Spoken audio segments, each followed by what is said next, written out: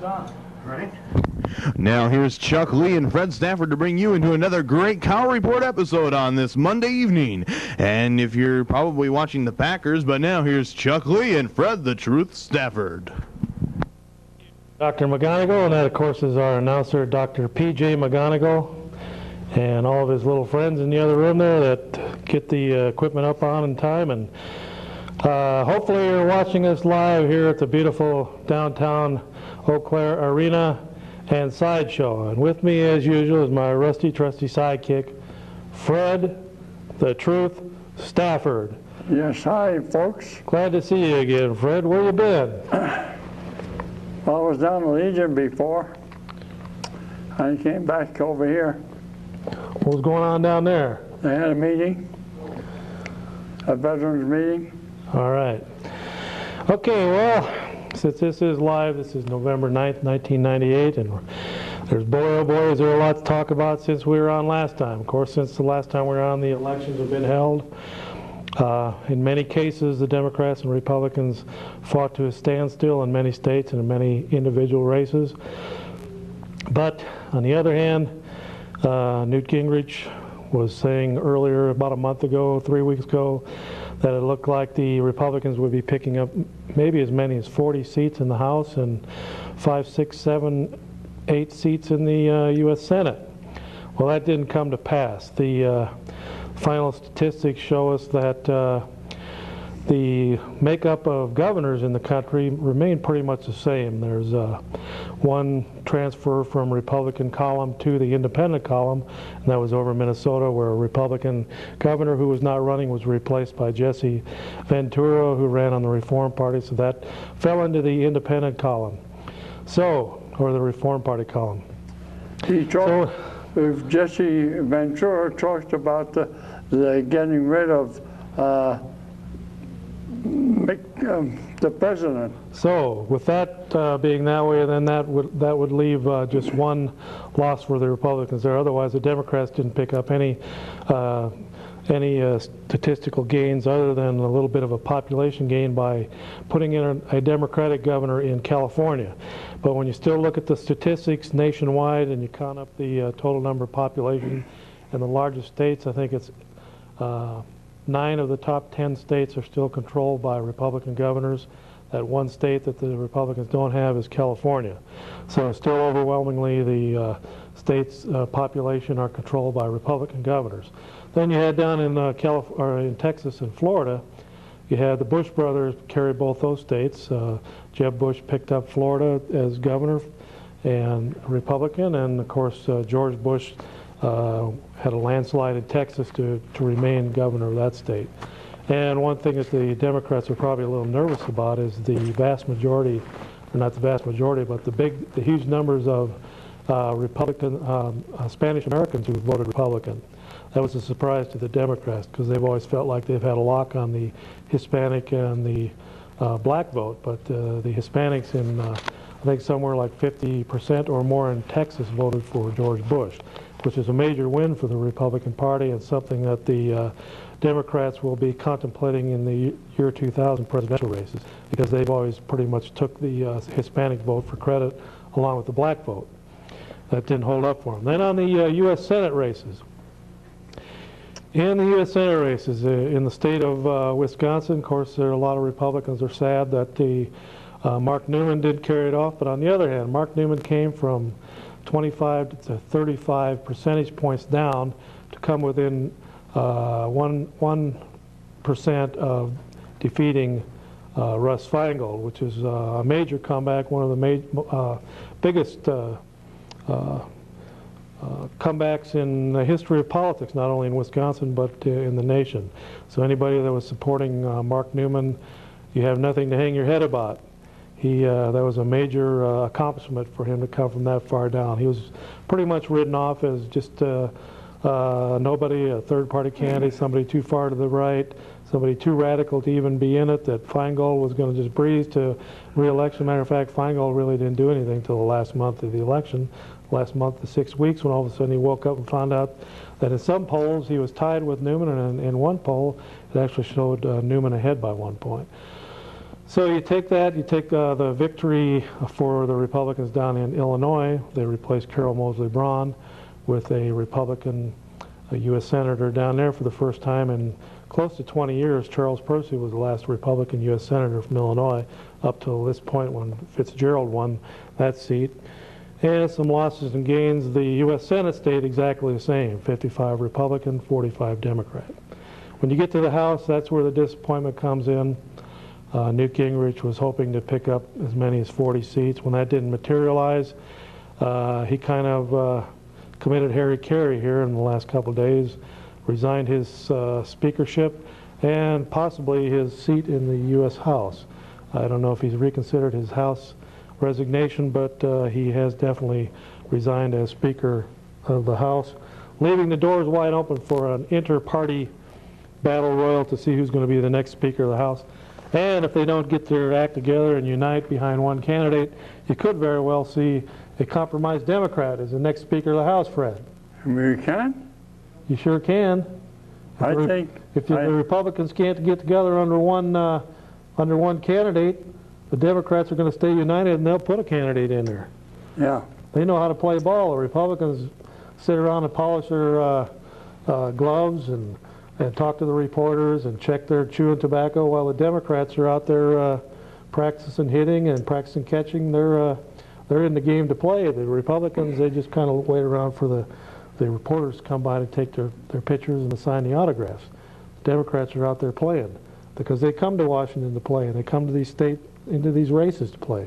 They don't play around like the Republicans.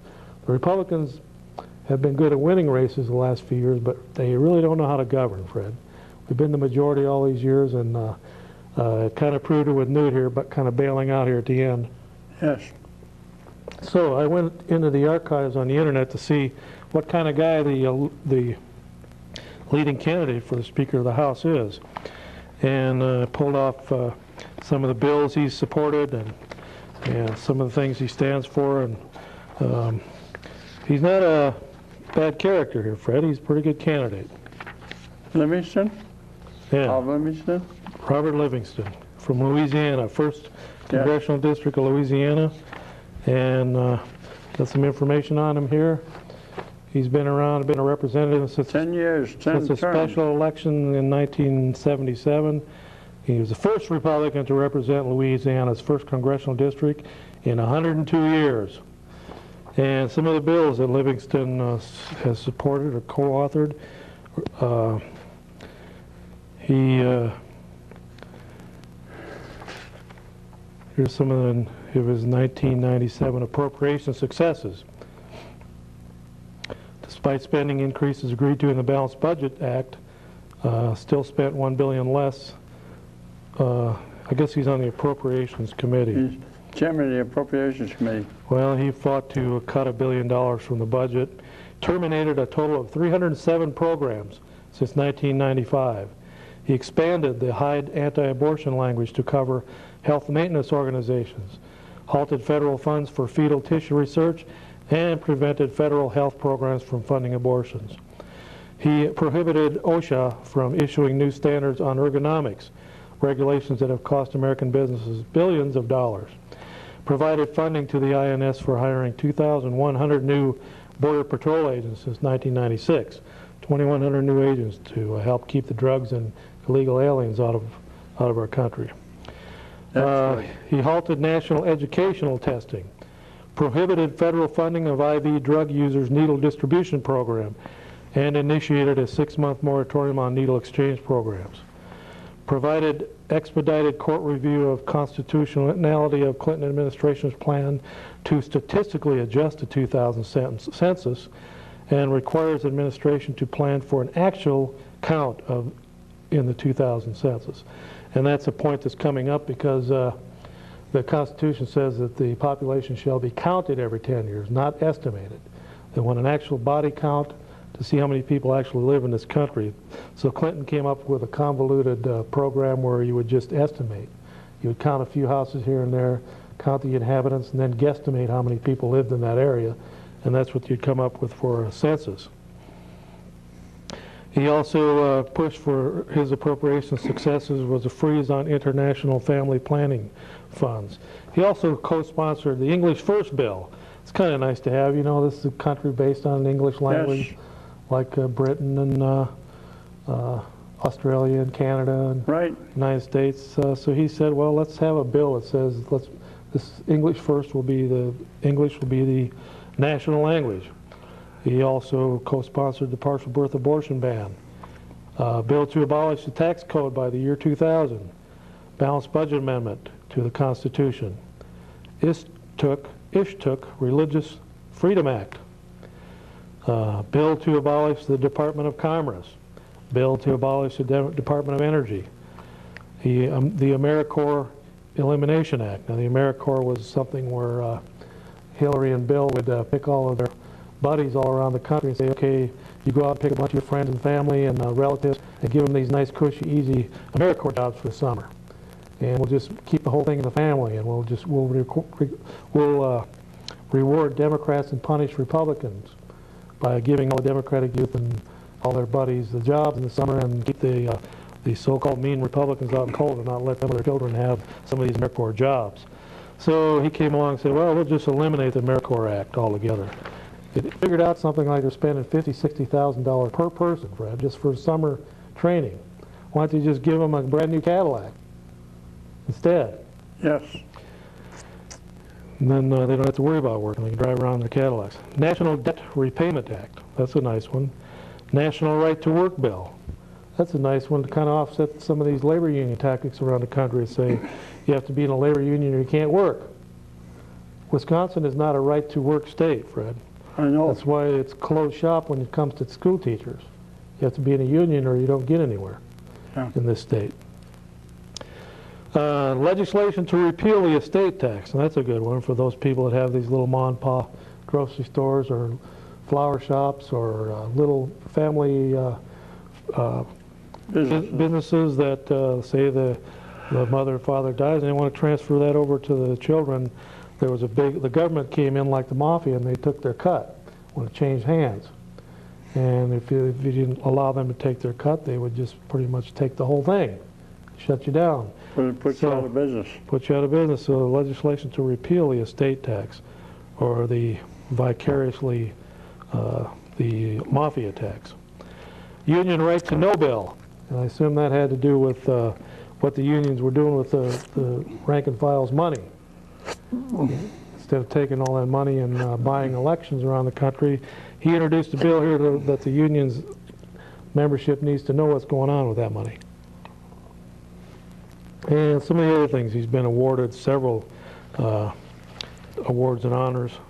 Distinguished Alumni Award from Tulane University, Chancellor's Medallion for Distinguished Service from the University of New Orleans, Honorary Order of the Coif from Tulane Law School, Honorary Juris Doctorate from Tulane, Honorary Doctor of Law, Our Lady of the Holy Cross College, New Orleans. And so he looks like he's a solid pro-life conservative, Fred, so we could actually be gaining somebody that is more in favor with the conservative view than somebody like Newt, who kind of was wishy-washy to a certain extent on a lot of these issues and didn't have the backbone to stand up to the Clinton administration's several areas, like this budget that they pushed through, Fred. There's so much pork in there that it squeals when it walks, Fred. There's so much pork laden in that bill. Yes. Okay, so anyway, Bob Livingston looks like he has the inside track into being the next Speaker of the House if all the Republicans stick together and all 200 and I think it's 223 of them stick together and vote for Livingston, then they will have a Republican Speaker of the House. If there's some defectors there, it won't take many of them to defect to somebody else, and they could end up with a Democratic Speaker of the House. Okay, we're going to take our first call here and test out the equipment here. Of course, you know there was a giant auction here over the weekend for 2 solid days of auction activity, and I noticed there's still some of the items that people bid on are still here. So come and get your items. Come and pay for them and get them. There's several things still back there. I think there's some tickets to that wrestling match coming up, and there's some Presto things back there, and so there's several things that people need to come and get and pay for. But by and large, it looks like the auction was a very successful endeavor. Okay, and I want to thank all the people who worked real hard behind the scenes and the people who worked in front of the scenes to make it a success. Okay, go ahead, caller. You're on the air. Yeah, Chuck. Yeah. I've been watching your show for a couple years now, and I always kind of wondered if you really knew how dumb you guys really look. Who are you talking to, Fred? Well, well, you. What's that red and blue thing in your eye? That little silver thing. Well, I'm testing out some new goggles. Guys, a little red back there or what? These are, Item? these are 3D goggles. I'm testing them out for the government. Oh, really? It's a top secret program. Huh. You sure your eyes aren't a little red back there? Yeah, see, Bloodshot? we're testing out a new. That's a new. New hydro? Well, actually, it's a new. A new. Stuff they're growing up. It's a new glass type deal there for the eye. It's supposed to protect the eyes under severe lighting, and so it's something we're testing for the Department of the Navy. Yeah. So did you have a question, or do you want to discuss the elections, or did you have anything else you wanted to say? I guess you didn't, Fred. Okay, so we just finished up with Bob Livingston, so there you have it there. He looks like he's going to be a good man. All right there, Freddie boy, what do you got to talk about tonight? Well, and I recommend you listen to Monday through Friday, 1 o'clock to 2:30. Listen to WWIB and get the news that the media networks don't provide you with. Today, Marlon Maddox had Larry Nichols on, and Larry Nichols said it's up to us if we want to get rid of Clinton, we got to do something about it. If we don't do anything, he's still going to last. Huh. Well, I don't think that the House now has the drive or the push that they had about a month ago when the Lewinsky stuff really broke and everything was wall-to-wall talk shows. They were talking about Hillary and Monica Lewinsky and the Clintons, but the thing was just talked to death. And it was kind of like an egg going through a snake. The egg finally worked through the snake, and it was no longer an issue.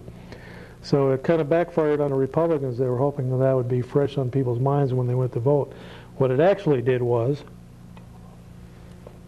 that whole thing breaking just a few weeks before the election energized a slumbering and sleeping Democratic Party, got them into action, into play in a lot of these elections, and that's what cost the Republicans all these gains that they were counting on just a few weeks ago. That energized union Democratic activists vote, or not the activists, they usually always vote, but a lot of people in these midterm elections don't vote, and that in key races, I think that energized the Democrats to go out and vote, and made the difference in those races and kept the Republicans from having those massive gains. So it backfired on the Republicans, and that's basically why Newt is stepping down, is because his theories and his game plan, and he's basically was the general on the House side, and you had Mitch McConnell on the Senate side leading the charge there. And Mitch used a little bit different tactics, kind of held off from supporting some the more conservative candidates like Smith out in Washington. She didn't get the support she needed, and she lost to Patty Murray out there in Washington State. At one time, that looked like it was going to be a close race, but the money didn't come forward. So these guys can play God with that political money out there and help you either win or lose. And if they withhold that money or withdraw it at the last minute, it can cost people an election. So Newt dumped something like $10 million into a national TV campaign to remind people that Clinton was a sleazeball and a liar and a philanderer and a what do you call it there, Fred, when you go out on your wife? He was an adulterer. Yeah. So but everyone knew that. So it was just reminding people again, and that constant reminder, what it did was it put the Republicans to sleep. They were all energized, but we kept hearing the mantra that it was going to be a low turnout. Don't worry about it. It's going to, the Republicans always pick up seats on these midterm elections. The mantra for months and months in the newspaper, radio, TV was going to be a low turnout. That's good for Republicans. The Republicans are going to pick up seats. So the Republicans made the mistake of energizing the Democrats and that wiped out that whole scenario. So much for that. All right, now if you want to call in, the number is 839-6261. This is live, so we are entertaining phone calls. Got a few things that happened on this date in history, Freddie boy. Some of the things you probably remember, and a couple things two things here that I'm going to talk about actually coincided with each other. They're 15 years apart, right to the day. And on this date in history, back in 1923, the Nazi Party was suppressed in Munich. In Munich, armed policemen and troops loyal to Germany's democratic government crushed the beer hall putsch. That was pretty much when the Nazi Party under a young Adolf Hitler thought that they were going to overthrow the government. Well, the whole thing collapsed. It was the Nazis' first attempt on seizing control of the German government by force. The previous evening, the beer hall putsch began as Nazi leader Adolf Hitler took control of a beer hall where Bavarian government leaders were meeting. Threatened at gunpoint by Hitler, the Bavarian leaders reluctantly agreed to support Hitler and his far-right Nazi Party as the new rulers of the German state in Bavaria. So that collapsed, and several people were killed, shots were exchanged, and after a minute, 16 Nazis and 3 policemen were dead. Nazi Hermann Göring is shot in the groin, and Hitler suffers a dislocated elbow, but manages to escape. So the reason I'm reading this was November 9th, 1923. So, in the Nazis' twisted mind, 15 years later to the night, they get their revenge by going out and loosing the reign of terror called the Night of Broken Glass, or Kristallnacht, all over Germany. This is 15 years later to the date. This is after Hitler and the Nazis had taken over Germany.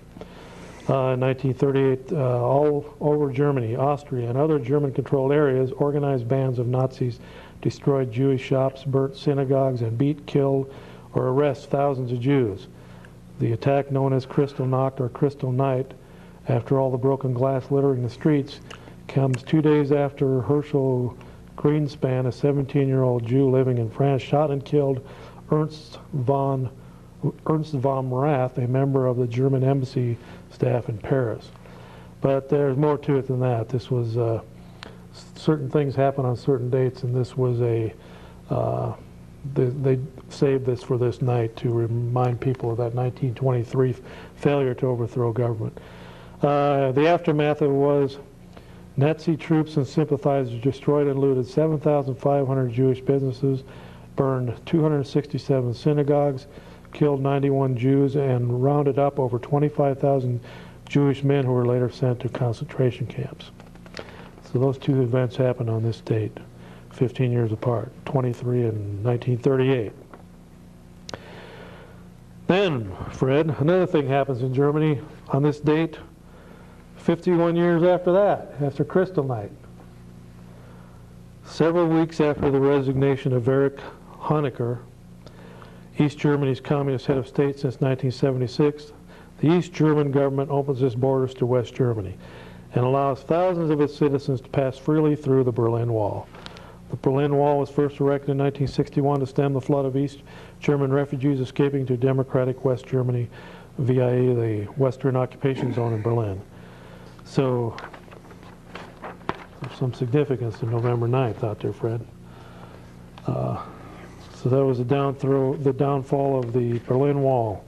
We all remember those pictures of people ripping down the wall and all the jubilation, thousands celebrated by climbing on top of the wall, painting graffiti on the face, and removing fragments as souvenirs. I remember people even had fragments shipped over to the United States and put them on plaques and sold them for huge amounts. I think Reagan even held up a plaque that somebody had given him. So that happened also on this date. And we're going to get into some of the birthdays on this date, Fred, and this isn't your birthday today, is it? What? This is not your birthday today, is it? No, it isn't. Okay, I was just checking. Okay, go ahead, caller, you're on the air. Yeah, the way things are going right now with the Packers, they obviously can't play football tonight, so I end up watching you a little bit. Question at hand. Now that the Republicans got beaten these elections almost as bad as the Packers are tonight, what's their game plan as they go into the new sessions? I mean, have they announced what they're going to do other than try to chase down a president that obviously the nation doesn't care about anymore? Well, what is the score over there on that unknown channel? 3-27 now. Packers are losing. No, Who are they playing? Some little league team? no, Yeah, Pittsburgh. they're playing Pittsburgh tonight, actually, and getting beat by them as well. Well, Pittsburgh is no pushover. You know, Pittsburgh's had a few Super Bowls under their belt, too. Well, you know, They had their heyday. comparatively into the world we are trying to talk about tonight, the Democrats do as well. And obviously they tucked one away this year. I mean, it's all said and done. Talk about intentions and game plans and beliefs is over with. Have they talked about what they plan on actually doing the next couple of years? Well, the Republicans are kind of grouping. They hoped that they would have smooth sailing the last 2 years of Clinton in office, keep his feet to the fire over this impeachment hearings. But the way it looks now, unless Kenneth Starr pulls out the big guns. But I just read a theory about why Kenneth Starr has not produced all of the evidence against Clinton at this time. The theory is that if he does and produces everything he has against the Clintons, everything down in Arkansas, some other very serious charges that have been floating around for several years, he does have evidence on wrongdoing on several different fronts. And he's been holding grand jury hearings for several years in not only Arkansas, but also in Washington, D.C., compiled just tons of evidence. The reason he didn't dump all that in the lap of Congress is because once they roll that whole thing together, have their impeachment hearings, and then it goes through the Senate, even if he's found guilty and leaves office, you have Al Gore right there to give him a pardon. So the theory is that Kenneth Starr is holding back some of the more serious charges for when the Clintons leave office in 2 years, and then both of them will be indicted, and they won't be able to be given. Larry Nichols said something similar to what you're saying They won't today. be able to give him a pardon. But you'd think if Gore is president, at least up to the year January of 2001, that he could still pardon him up to that point, unless Kenneth Starr is going to wait until Al Gore is out of office too if he loses the presidency. But if Gore wins the presidency, then he can pardon the Clintons any time. But the theory is that's why he's not putting all of his eggs into one basket. And there are some more serious charges that haven't been rolled into this. So the way this looks right now with the impeachment hearings, it looks like it's going to limp through the House, watered down, put into the Senate where they have the actual trial, which is presided over by the head of the Supreme Court, Rehnquist, and there it'll fizzle to nothing and die, and at the most they'll end up with some kind of censure against the president, which is a pretty serious charge over the history of presidents from the beginning, from George Washington to now. There's only been 1 or 2 presidents that have been censured in 200 years, and I think only one's been impeached. That was back after the Civil War. So this group of charges really are nothing. That's just always been an affair between a little starry-eyed groupie that was working in the White House and a president who took advantage of that. There's more serious stuff out there floating around, and it's still up to Kenneth Starr what he's going to do with that information. Right. Now, getting on to about the House is going to be weaker now because they've only got a few votes instead of that cushion of 228 to 206 or whatever it was. Yeah, 206. Now it's 223 to 211. Things have tightened up quite a bit, and there are several Republicans that vote with the Democrats, but there are several Democrats that vote with the Republicans. So they're going to have more compromise and more watered-down legislation the next 2 years to get it through the House. Then when it gets to the Senate already is a watered-down body, and they usually take the watered-down view, and they don't go the liberal route. They go more to a moderate, they don't go the conservative route. They go more to a moderate liberal agenda in the Senate. So you're not going to see any real serious legislation come out of there and even if you did, it would be vetoed by Clinton. So things are going to get watered down for the next 2 years. Nothing's really going to happen. It's going to have to be a compromise between the three bodies to get anything done and to get the president to sign it. So you're just going to have pretty much the status quo as what we've had in the country now. The only thing that might change is if we have a drastic depression or something serious happens where the economy collapses, and then you could see some movement to do something. So essentially they had their 2-year shot at it. They spent it chasing on something the presidents proved, 20, 30 years ago the nation didn't care about. Yeah, well, it's unfortunate that that's all they could deliver up, but Kenneth Starr claimed, well, all the evidence shows that Clinton lied, but now he's admitted that he lied. So that kind of discounts that. So what do you have left now? Is his affair with Monica Lewinsky an impeachable offense, or is it something you censor him over? And they'll probably end up saying, well, let's just censor him and get on with the government, with the business, the people. The Democrats say the people spoke in the election, but only 37% of the people even bothered to go out and vote in the election. 37% out of 100, so only 37 out of 100 people even bothered to vote this time around.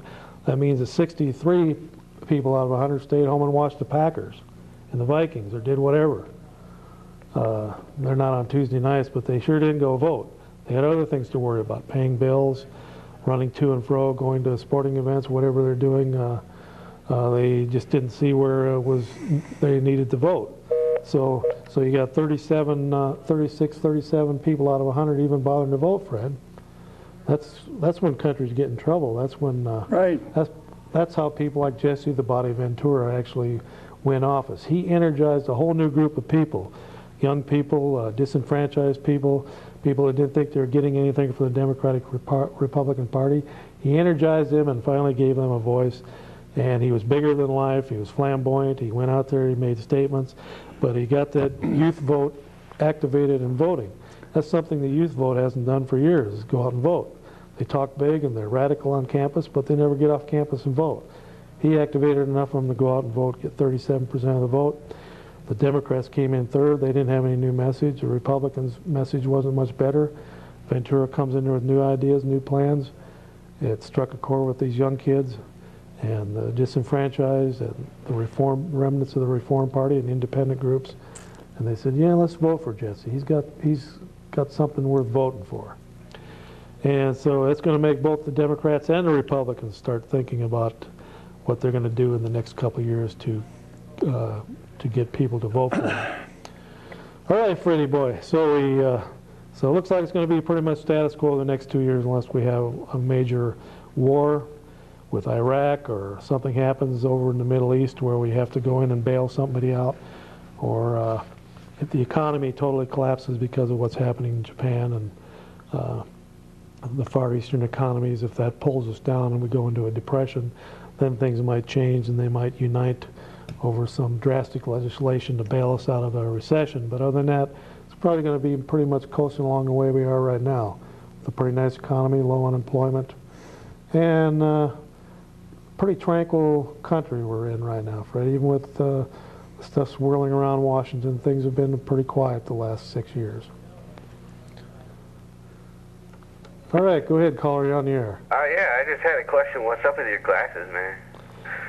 Well, we're experimenting. The Navy SEALs have got me experimenting with some new stuff. This is something that Jesse the Body Ventura was testing back in the 60s over in Vietnam, and then they reinstituted it. It's some kind of new underwater dark nighttime goggles that we're testing. You sure you just ain't on some weird acid or anything, man? No, we're testing out these are some kind of new night goggles for seeing into the future. That's it. Okay, Freddie boy, what do you got there? Well, I got Judicial Watch, and Judicial Watch, the only game in town on Filegate, and they go into what's happened there, how many files the White House had, and what they were using them for, and so forth, which is good. And what do you mean it's good? It's good to have those files? no, it's that what they brought out was good. They're using that to get the public interested in it. No, Why would I want to be interested in that? Well, you were probably in that file. I am. Yeah. What are they going to do with all that stuff? Well, they were blackmailing some of the people. Huh. A lot of good it did them there during the elections. Okay, we're going to take another call here. First of all, we're going to tell you somebody that was born on this date, November 9th. And let's see who we have here that you probably remember. Claude Rains. Remember him, Fred? Who? Claude Rains. Born Yeah. 1889. Yeah. Casablanca, The Invisible Man, Mr. Smith Goes to Washington, Lawrence of Arabia. This is some Yeah. very rememberable films. Also, Hedy Lamarr, 1913. She was in Samson and Delilah, Ziegfeld Girls, Algiers, and White Cargo. Yeah, she also was in the Communist Party.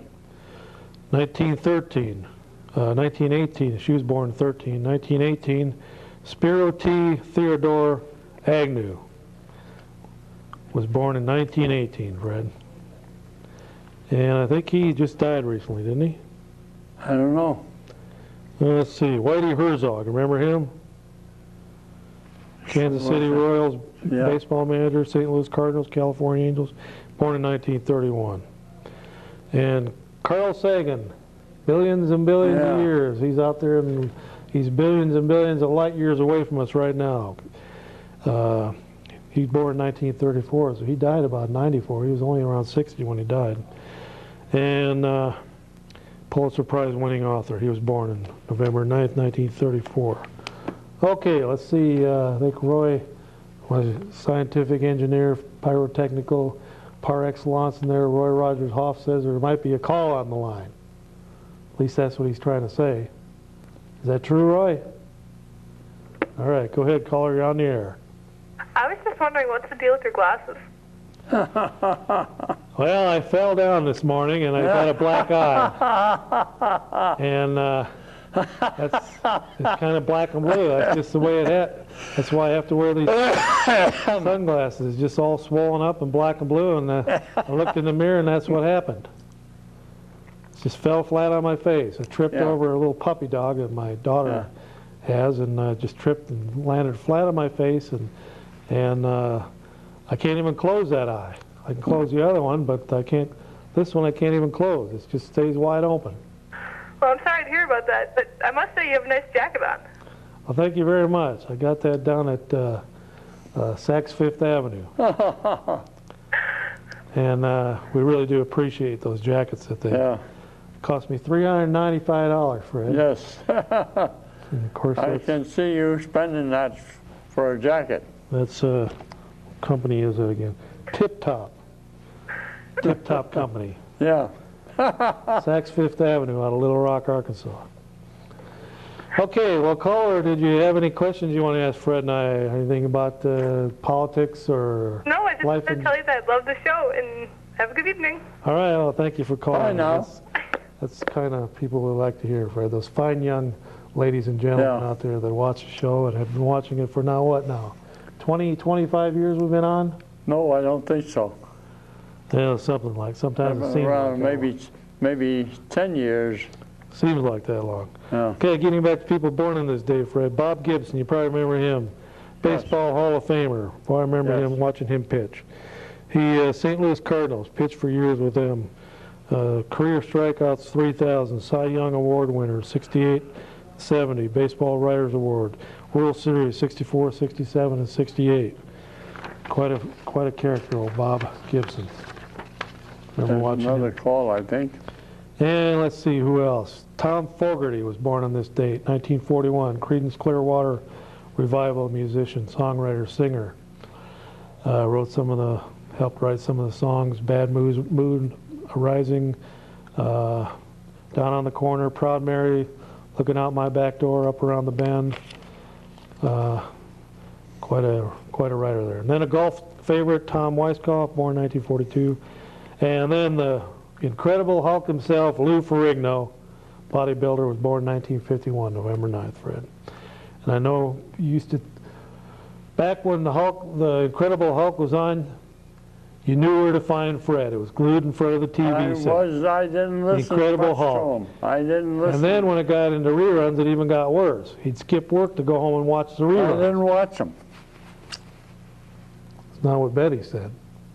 That's not so. Go ahead, caller. You're on the air. How's it going? All right. Fantastic. I have a trivia question for you. Okay. Where do you guys get your funding for this show? Funding for the show? Yeah. We're underwritten by the Andrew Dice Clay Foundation out of New York City. They underwrite us all the way. Wondering because I'm a really big fan and you guys are really good. Yeah. But what is the relevance to like the Incredible Hulk on this show?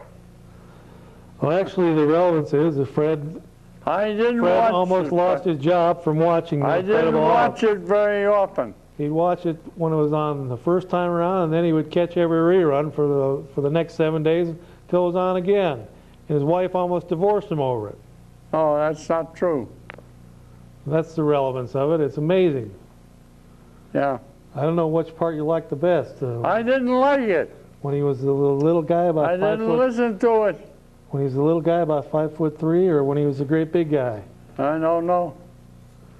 I don't either. I don't watch those. Okay, Freddie, you As a probably rule. remember this song here. Who wrote Mac the Knife and sang it? 1959. You're still young enough. That black fella, Armstrong, Louis Armstrong. Yeah, that's right. Louis Armstrong wrote Mac the Knife in 1959. Okay, that was what was popular in 59. Mac the Knife, Lonely Street with Andy Williams. Seven Little Girls Sitting on the Back Seat by Paul Evans. That was probably a big one. Then we jumped to 1967, and who wrote that song, To Sir With Love? Or who sang it? I don't know. And that was Sidney Poitier was in that movie, I think. Yeah. Blackboard Jungle or something like that. Anyway, Right. the song was To Sir With Love, and Lulu sang it. Then Sam and Dave, one of the most popular songs of 67 was Soul Man. And they used to sing that and play that as loud as they could over in the rice paddies of Vietnam. And that's the two major ones I remember from that era. And then 1975, we're jumping up to 75. Some of the most popular song was Lying Eyes by the Eagles. Who Loves You by the Four Seasons. I always wondered about the Four Seasons. That guy sang that one song Walk Like a Man, but he always sang like a girl. It never did make sense. And another song that's popular is John Denver, who recently died. He had a song called I'm Sorry. It was kind of an environmental song. And Island Girl by Elton John. Then jump up to 1983, Lionel Richie, All Night Long. Uptown Girl by Billy Joel. And Say, Say, Say by Paul McCartney and Michael Jackson. And then Kenny Rogers got in there with Dolly Parton and sang a song, Islands in the Stream. So that's what happened on this date throughout the ages. Okay, Freddie boy, what do you got there to talk about before we take our next call? Judicial Watch wins judgment in the case against the FEC.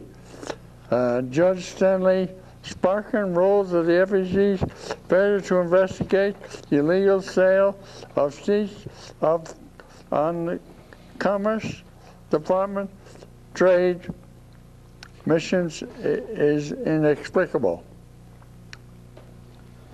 Huh, that's amazing. When did all that happen? Well, that just happened on the 26th of 96, Huh.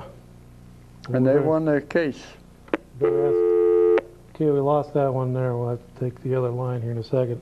In the meantime, some bizarre news that has happened really lately is 6 people near Norris, Texas, were hit by a freight train, probably a week, 10 days ago now. Authorities said the victims were sleeping on the tracks and failed to wake up on time. How can you be sleeping on the railroad tracks with a freight train bearing down on you at about 50, 60 miles an hour, and you can't hear that or feel the vibration? All 6 of them. Not one of them woke up in time to get off. All 6 of them were killed. A Union Pacific spokesman explained that the 6 were probably sleeping on the train tracks because they believed it would protect them from snakes. Well, it sure did protect them from the snakes, Fred, Yeah. but they had to give their lives to be protected from those doggone snakes.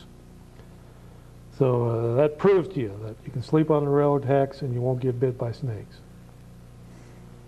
Okay. But you might get bit by the train. That's right.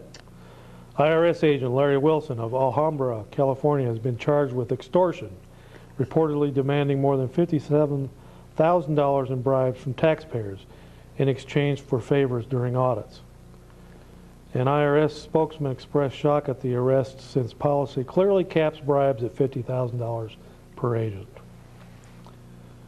All right there, Roy, what's happening out there in phone land there? We lost that one there. Okay, you got anything else besides Judicial Watch here to talk about, Fred? Well, I know that in the, I was going to say the Cow Report, but in the Wanderer, this week's Wanderer, there was an article by Patrick Buchanan in the magazine, in the paper, and anybody who is Catholic should read that paper from St. Paul.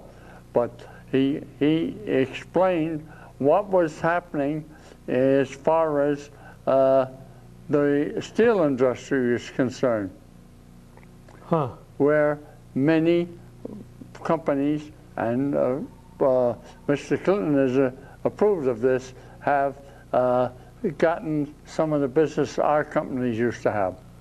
Well, that's amazing. And right along those same lines, Fred, and talking about steel, a 4-year-old Michigan boy is recovering from minor injuries after a wild tricycle ride. Authorities say the boy was pulled off his trike and dragged down the street when a downed power line attached to a school bus somehow wrapped around his waist. Pulled him down the street.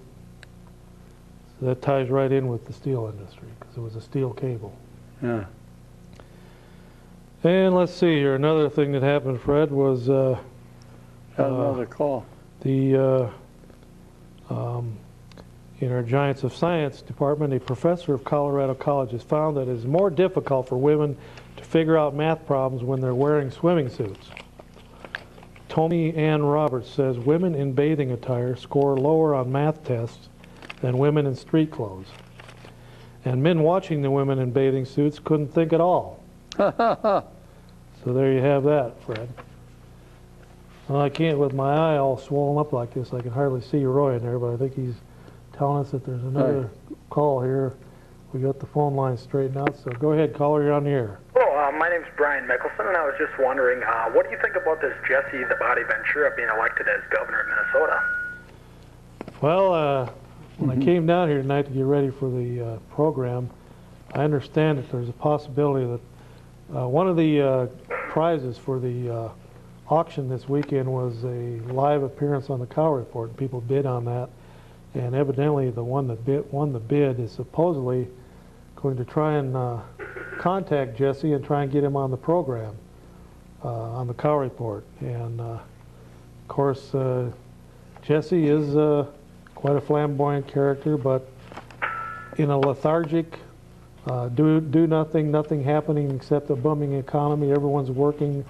People wanted to take their mind off things. And Jesse got their mind off the daily humdrum of working and making money and being fully employed over there in Minnesota. And he beat a different drum than Democrats and Republicans. And basically the Democrats only got 28% of the vote, and that was with something like only 45 or 50% of the people in Minnesota voting. So when you figure it that way, the Democrats only had 14% of the vote over there. So Jesse said, well, I'm going to energize these people that are just disenfranchised, that haven't voted in the past. Humphrey was. Yes, Humphrey came in with 14. He came in at 28%, but that was only about 50% voting, so it was about 14% Democrat. It really sounded like they voted more for a wrestler than a politician, then, don't you think? Well, he's been more than just a wrestler. He's a Navy SEAL. He doesn't really tell where he's at, but he claims he was over during the Vietnam conflict over in that area, probably doing some undercover work for the CIA or something over there, and they're not allowed to talk about some of that stuff. But he was a Navy SEAL. He's been a wrestler. He's owned a horse ranch. He's been the mayor of a suburb of the cities over there. In Brooklyn. He's been a radio and TV announcer, a radio talk show host. So he's done a variety of things since he quit wrestling about 10 years ago. He hasn't really done any wrestling. So he's done a lot of things since then, but he is a flamboyant character, but he's also fairly intelligent, and he can also give good speeches, and he talks, and he makes sense when he talks. He is a little bit liberal on the social agenda, but he's a solid fiscal conservative, and he wants to get tax cuts, give the people of Minnesota back some of the hard-earned money that the government over there has been taking for years in very high taxes, and it's created some large surpluses in the state budget over there. So he wants to return that to the taxpayers over there. So if he can do those things, and if he can build himself a coalition, you got a three-way deal going over there. You got a reform governor, you got a Republican House, and a Democratic Senate over there. So it's all three of them are going to have to get together to get anything done. Like that's going to happen. Well, they're going to have to find common ground, or they're just going to sit there for 2 years and twiddle their thumbs, not get anything done, and the taxpayers won't put up with it. Jesse will probably have to do some wrestling moves to get everybody back into shape to get some stuff passed, though, you think? Well, yeah, what he'll do is he'll have a coalition, most likely on the fiscal issues. He'll have a coalition with the Republicans. On the social issues, he'll probably have more of a coalition with the Democrats. So you'll probably see him working both sides of the aisle there on that. But coupled with that now, it shows that somebody like that, one of the reasons because he got elected, though, is because he's well known. He's a personality, TV, radio personality. He's on national wrestling shows and local wrestling shows. He trained and learned how to be a wrestler over there in the cities. They have a wrestling school over there that you can go to, and it teaches you how to do those moves and stuff. What it did, though, now is you've got Hulk Hogan talking about running for president. As a matter of fact, a Los Angeles newspaper came out today and announced that Hulk Hogan is running for president. Under which party?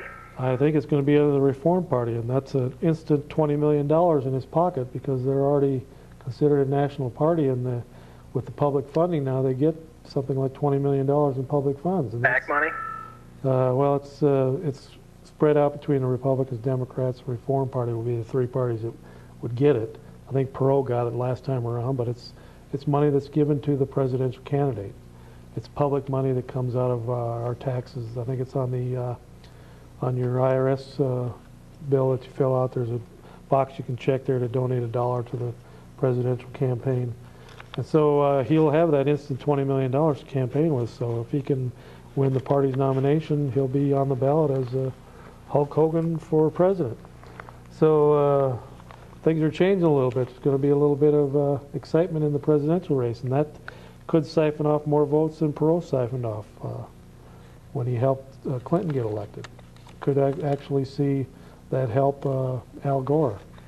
It kind of looks like it's going to be a three-way race between the Reform candidate again, possibly Hulk Hogan, Al Gore, and George Bush from Texas. That's probably going to be the three-way race for president. But if the Reform Party gets in there and heavily campaigns again, gets Perot to pump some millions in, Perot probably won't be the top guy this time. He'll pull the strings from the background and finance with some money.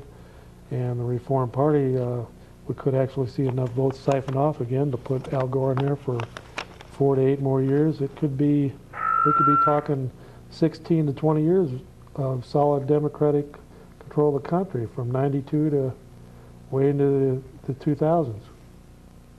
It's going to be interesting the next few years. One last question for you real quick Yeah. before I go. What's happened to the Packers? Well, you over anticipate and you because they won the Super Bowl that one year, and then they came back and lost. And Listen to Pittsburgh. well, Pittsburgh is no pushover. Pittsburgh has a tradition of being winners and going to the Super Bowl several times too. And on any given night, any team can beat any other team. And if you go into a city thinking that you got it made and you don't have to practice, or you just think, well, Pittsburgh, they're not doing so hot this year, go in there, they can get beat. Look at Minnesota, went down to Tampa. Tampa hadn't hardly won anything this year, and Tampa beat them. It's just the way it is in football. And that black and blue Central Division is a black and blue division. Any given day, anyone in that division can win, including the Chicago Bears.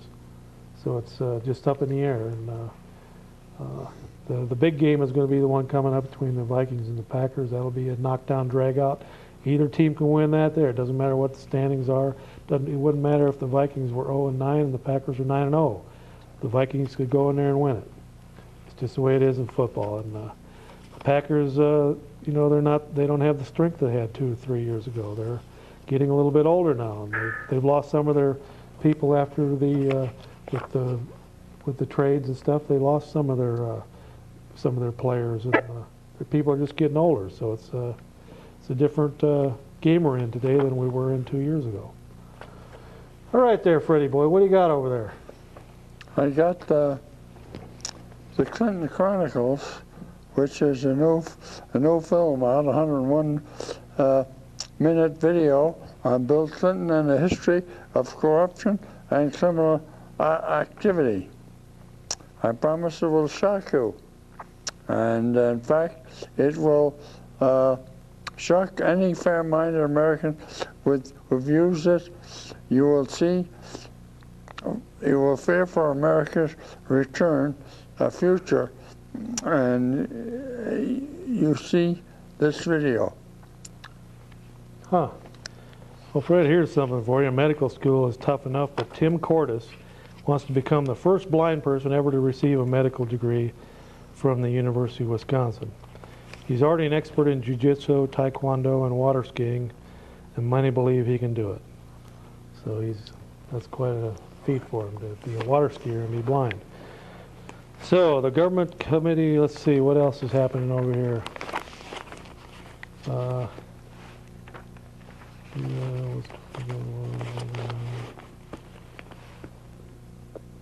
See, Lance Davis, a former domestic violence counselor in Bloomfield Hills, Michigan, was sentenced to prison for assault with a hairdryer.